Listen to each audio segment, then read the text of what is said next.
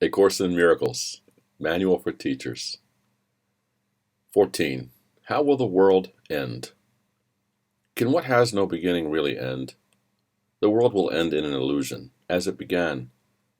Yet will its ending be an illusion of mercy, the illusion of forgiveness, complete, excluding no one, limitless in gentleness, will cover it, hiding all evil, concealing all sin, and ending guilt forever. So ends the world that guilt had made. For now it has no purpose and is gone. The father of illusions is the belief that they have a purpose, that they serve a need or gratify a want.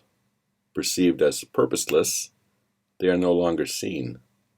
Their uselessness is recognized, and they are gone. How about in this way are all illusions ended? They have been brought to truth, and truth saw them not. It merely overlooked the meaningless. Until forgiveness is complete, the world does have a purpose. It becomes the home in which forgiveness is born, and where it grows and becomes stronger and more all-embracing. Here is it nourished, for here it is needed. A gentle Savior, born where sin was made and guilt seemed real. Here is his home, for here there is need of him indeed. He brings the ending of the world with him.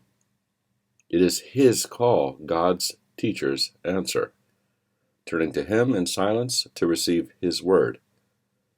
The world will end when all things in it have been rightly judged by his judgment. The world will end with the benediction of holiness upon it. When not one thought of sin remains, the world is over. It will not be destroyed, nor attacked, nor even touched. It will merely cease to seem to be.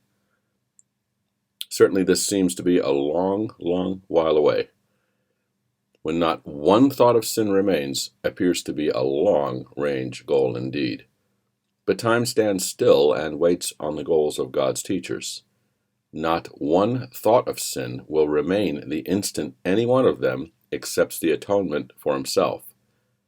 It is not easier to forgive one sin than to forgive all of them.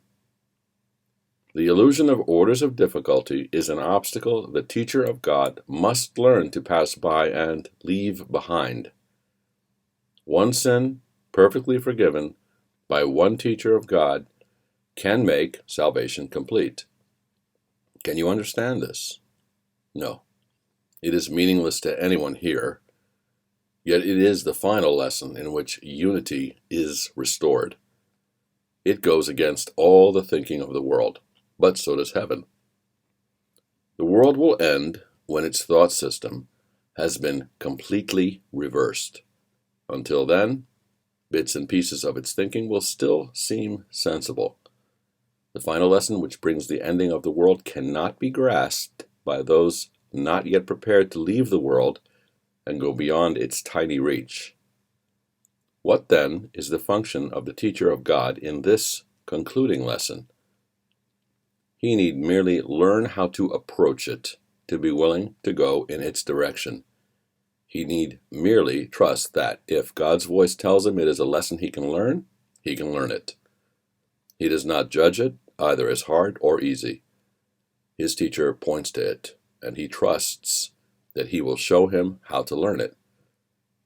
The world will end in joy, because it is a place of sorrow. When joy has come, the purpose of the world has gone. The world will end in peace, because it is a place of war. When peace has come, what is the purpose of the world?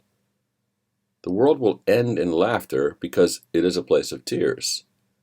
Where there is laughter, who can longer weep? And only complete forgiveness brings all this to bless the world. In blessing it departs, for it will not end as it began. To turn hell into heaven is the function of God's teachers. For what they teach are lessons in which heaven is reflected.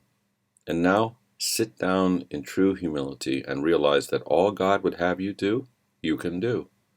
Do not be arrogant and say you cannot learn His own curriculum. His word says otherwise. His will be done. It cannot be otherwise, and be you thankful it is so.